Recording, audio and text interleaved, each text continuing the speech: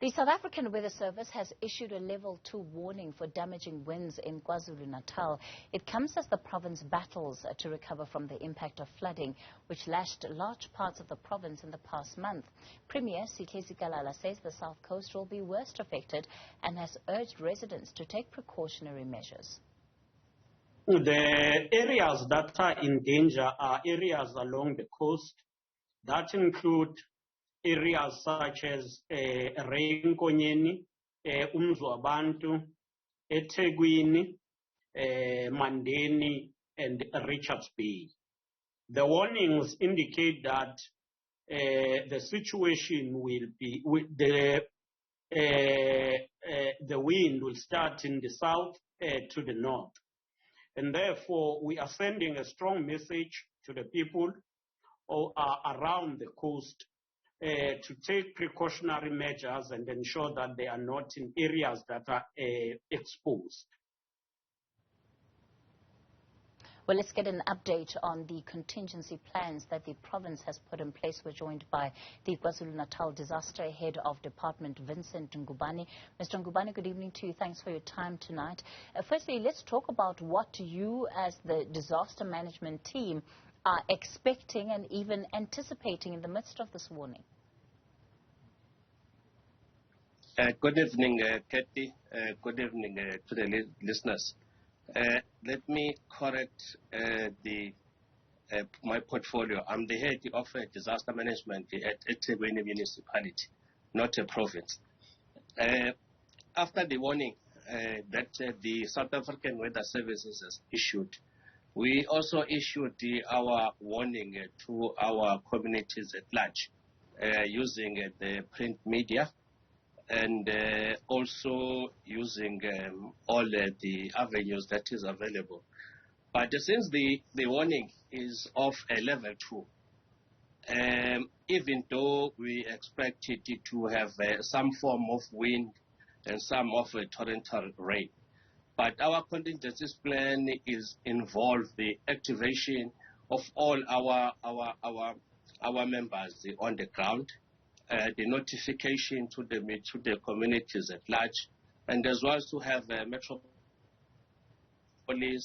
SAPS, all on the ground in the event there are rains of which will also cause some of the flooding, so that we're in a position to notify all our road users and our communities at large. That is the situation at the moment.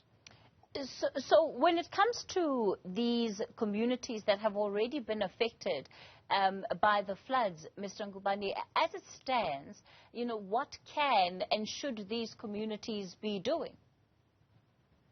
I must indicate that the majority of the communities that were living within the flood-prone areas, I would say the majority of them, if not all, they are still accommodated in our so-called shelters, in our halls and some in our churches, and some of which are also staying with the neighbors.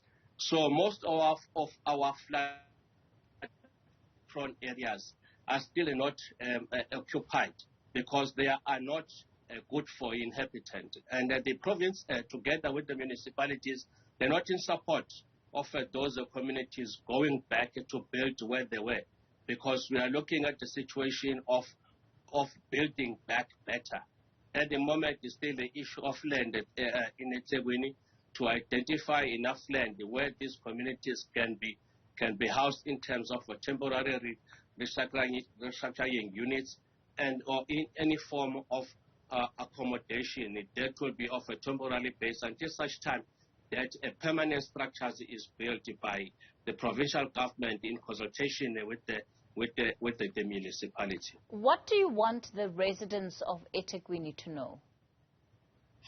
Is to know that rain is really unpredictable, but to avoid a further impact of those rain, they have to adhere to all the notification that has been given by the municipalities, of which we get our information from our South African Weather Services.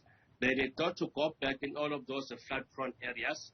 They need to stay where they are in the safe place, because We do not want to have a situation now for the third times in a success of at least 2 months. We had one in April, which was a disastrous, another one in May, which is added to the very impacted communities and our infrastructure within the city.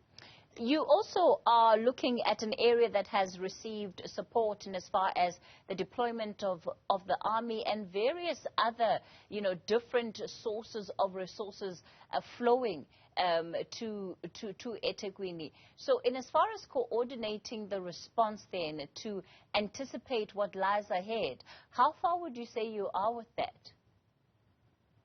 No, we are engaging with the army. As we speak, the army are helping in rebuilding, particularly some of the bridges. They also are assisting as well in deploying the water tankers. They also have a shortfall in terms of the TLBs and some of the equipment, of which the city is in the process of providing those equipment.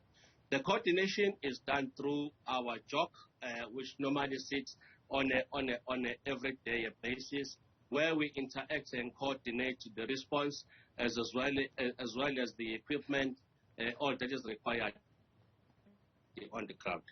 The SNDF, I must mention, they're playing a very critical role in assisting rebuilding of our infrastructure in the city.